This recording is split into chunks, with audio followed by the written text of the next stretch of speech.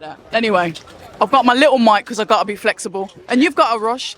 But October Red, I'm joined by the lovely Ant Crolla. Ant, talk to us about your brother's debut. I saw you, before you start, I saw you and you looked nervous. You were pacing up and down in that ring before you got in there. Do you know what I was? I can't lie. I think I was made up to see the reception he got, the walkout we got. I was made up for him, I really was. And but there's no denying I was trying to widen him, but I obviously wasn't hiding him too good. I was very nervous. And listen, the thoughts are always there for all your fighters, but yeah, I think it's also my younger brother.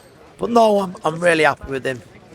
How did you find it then? Talk us through the rounds, because what I will say, from my opinion, what I saw such a compact, lovely stance. He really is a boxer, isn't he? Because bearing in mind, I've never seen any of his fights before. No, yes, we're a little bit different, sort of how we box. But no, I think obviously you've seen the fight, and I thought it sort of got better. He started fast. Probably the worst thing was he looked to hurt his opponent in the opening 30 seconds, so he probably went headhunting a little bit, where he probably should have gone to the body.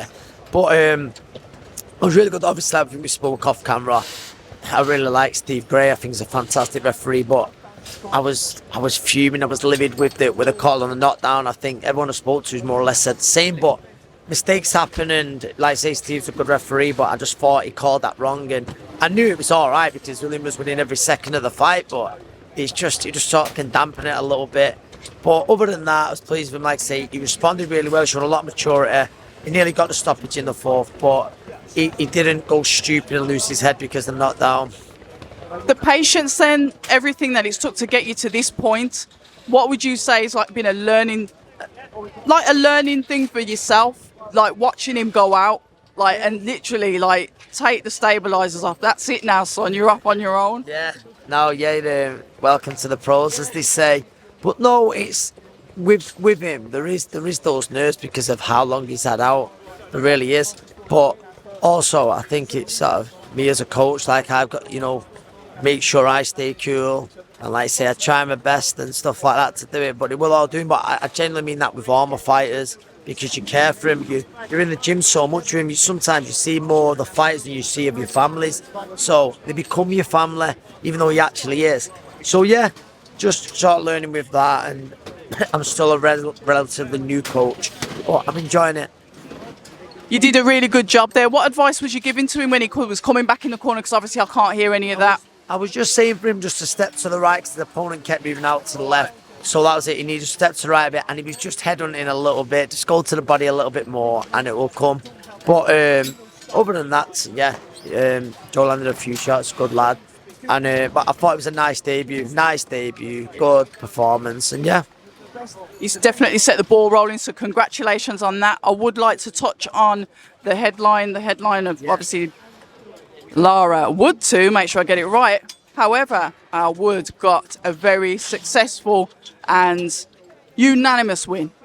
I thought it was fantastic. I've said it a few times, but the word for that performance, Barry Jones, I'm nicking his words by the way, Barry Jones was disciplined, and I just thought his lead hand control, his feet, his little layback counters, his shots at the middle, I just thought it was a perfect performance, I really do. And I thought in the first fight, I thought he was boxing almost a perfect fight then.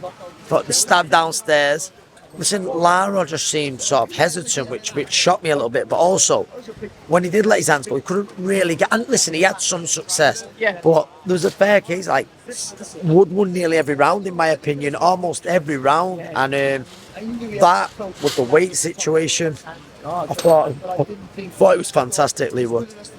And it's almost like a relief, an emotional win.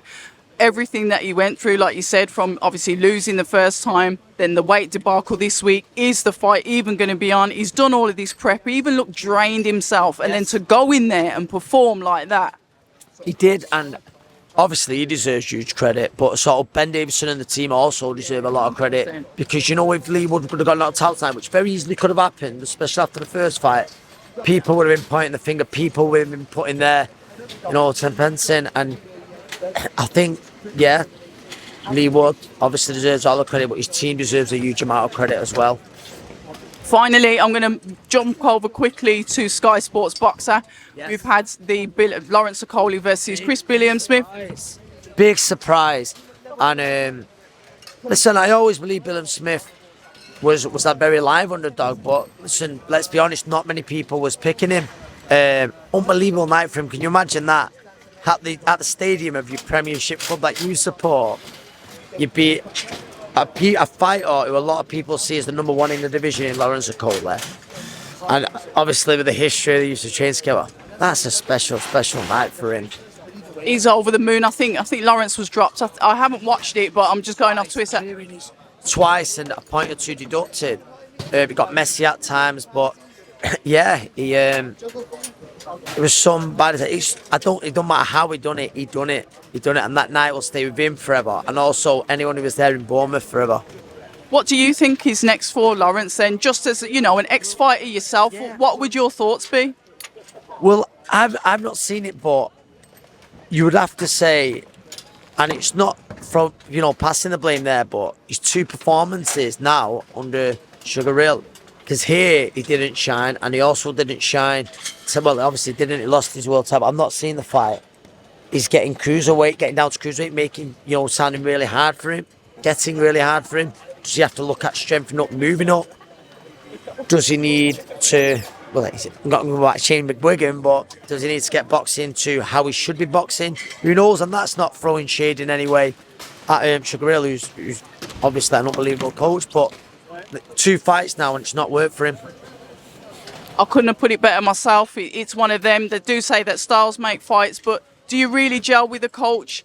You know, how long does it take to gel with that coach? How many chances are you willing to take on a coach? Or does it start with you actually saying, you know what? It's me. I've got to look within myself and make those right decisions. Well, that's it, because it's hard, because it's when in boxing, the fighter is the boss technically, but also your coach has got to be your boss, your trainer's got to be your boss, so it's a hard one. But so when it comes to a decision like this, that's when it comes back into no, you employ the coach. So that's it. And I'm not seeing the fight yet. I'm not saying he should be called to real dead, but obviously something needs changing, doesn't it? Whether that's down to making weight, whether that's down to tactical advice, whether it's down to things stylistically that they're doing, I don't know, because you've got to be honest, there's not many people who thought Chris Ballum-Smith was doing it, who, by the way, is improving dramatically, and you've got to give him massive credit. You come up short against Richard Riakpo, he's going to be looking there thinking, I can't wait, I want that fight. But Ballum-Smith has improved an awful lot under Shane McGuigan lately, and I said at the time I didn't believe they would have took the fight unless they thought their man had a real chance. Yeah. And finally, Conlon unfortunately got a bad knockout over in Ireland against, I think it's Vasquez. Apologies if I've said the name wrong. Another really bad KO. You got a feel for Mick Conlon there, you know, the unbelievable hometown support, but it's twice now in world title fights, and he's ended up with bad knockouts. And his skill set's unbelievable, Mick Conlon. What a fighter, like, boxing brain. And do I believe he's world class? Absolutely. But I'm not seeing the fight yet, but I've heard it was a brutal knockout. Was it he just got caught? Again, he's that one where he's struggling at the weight, who knows? But listen, I certainly don't believe it's the end for him, but he'll have to look at, you know, making a few adjustments, whether that be the weight. I know him and Adam Booth work brilliant together, so I don't believe that. Or maybe Wes Lopez just too good, who knows? Listen, it's always a pleasure, Ant. Thank you so much for your time. Congratulations on your win, and until the next time. Until next time, well, thank you so much. Thank you. Hi, and thank you for watching October Red Boxing. Like, subscribe, and tap the bell for notifications. You can also find us on Instagram at October Red Boxing and on Twitter, October Red UK.